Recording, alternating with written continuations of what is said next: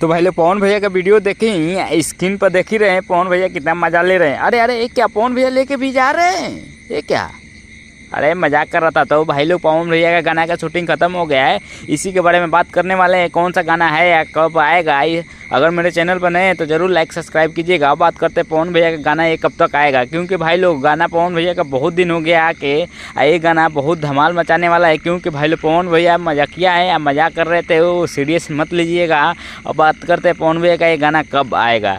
तो भाई लोग आप लोग के बीच में बहुत जल्द आएगा, ये गाना बवाल मचाने वाला है। क्योंकि भाई लोग ये गाने में कॉमेडी भी है, आप लोग देखें ही पवन भैया का ये गाने में कॉमेडी भी है और रोमांटिक मतलब सब चीज़ है।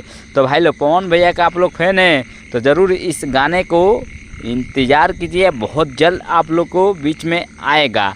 इस गाने को लिखे आशुतोष तिवारी, म्यूजिक दिए हैं अपना प्रियांकु सिंह। ये गाना मेरे को तो लग रहा है बहुत बवाल मचाएगा। क्योंकि भाई लोग इलेक्शन के बाद पवन भैया का गाना, ये गाना बहुत बेहतरीन होने वाला है। क्योंकि भाई लोग बहुत हाई लेवल में शूटिंग हुआ है, हो रहा है।